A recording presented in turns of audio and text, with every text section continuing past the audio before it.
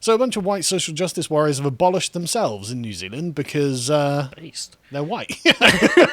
Finally. So, finally. Why didn't this happen sooner? Were you not aware of your whiteness before you started your group? So a New Zealand youth group holding climate strikes in the Auckland region has disbanded after it found its working environment to have operated as, quote, a racist white-dominated space. Good news. So they're just admitting that they're a bunch of racists now. Yeah, and they're saying we're white, therefore we're racist. Therefore we better abolish ourselves because we're perpetuating whiteness. I love it. They are literally going to eat themselves. Like the tail has run out. Yeah. There. Yeah. This is the end of social justice. We've reached the end. I love this. Writing on Facebook, the Auckland division of the youth group School Strike for Climate said the decision had come under the suggestion and guidance of the BIPOC members of the group who had been disproportionately affected by climate change.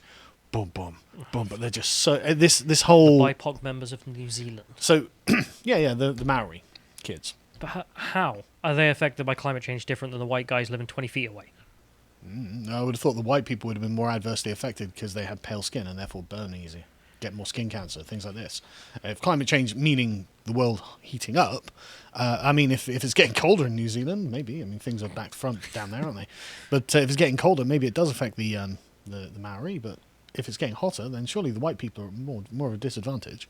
But anyway, science doesn't matter here. We're not talking about any of that. We're talking about ideology. Pure ideology, as Zizek would say. I like Zizek, but it's gross to watch him talk. On this precedent, the youth group argued... But what I love about this as well, this is exactly what happened in the critical legal studies with the critical race theory and critical law theory, what it was. They got together and were like, yeah, this is great. And then the non-white people in the group were like, yeah, so you're oppressing us. We're forming our own group, and in this case, they just liquidate the group entirely. They said critical legal studies was too white, and it was perpetuating whiteness. And the thing is, they can't argue the toss because, oh no, you got us. That's a good point. On this precedent, the youth group argued for the fight for climate justice by BIPOC communities should be led by their voices and their needs, not Pakeha, which means white New Zealanders.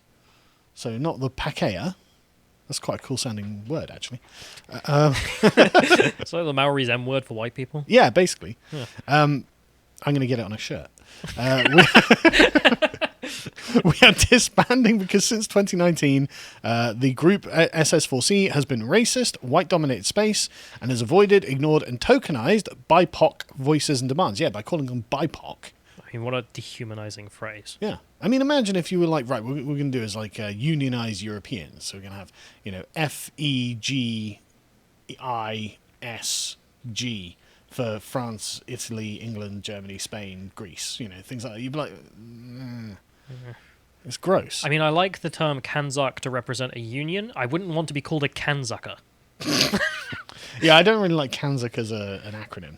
It's just a term for the countries, but to be labelled against people is really dehumanizing. No, but they're tokenized BIPOCs by calling them BIPOCs. Yukmagers is slightly worse. You're an ingredient for a cake or something. Tokenized BIPOCs. Yeah, bicarbonate of soda, yeah. Especially those of Pacifica, which is the Pacific Island peoples, and the Maori individuals in the climate activism space. As well as this, the responsibility and urgent need to decolonize the organization has been put off for far too long. That's right. They should have decolonized this left-wing white activist group long ago. It's only been around for 2 years, so it can't have been that long. But it's not too long. Yeah, they're also the SS4C also delayed paying financial reparations for the work that BIPOC groups and individuals within and alongside the group have done for the organisation in the past. So either they were using them as slaves, which I think is unlikely. In the last 2 years. Or they've decided that they need just abstract concept of reparations being applied. Oh. But the SS4C apologised for the hurt and burnout caused to many BIPOC individuals and noted that years of systemic and systematic... Is there a massive difference in those terms?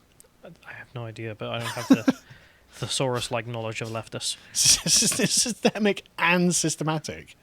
Surely one includes the other there. Surely systems are systemic, and anything systemic is systematic. I mean, I'm going to have to go through the dictionary on these things. But anyway, the systemic and systematic oppression, racism, and silencing of those who are most affected by climate change have left many individuals suffering from trauma. Yeah, I would be suffering from trauma too. Where's my reparations? This was a group that was set up in the wake of Greta Thunberg's call for global action against climate change. And this is how it ends. It's the same name. Yeah. It's called Strike for Climate. Yep. But this is how it ends. Dissolving itself because it's racist. I mean, Greta Thunberg is white. Yes. And she's occupying an international space of activism that could be served by a BIPOC. And I don't believe she's paid reparations once. And she's raised loads of money. Get her, boys. And BIPOC is the most affected group of people.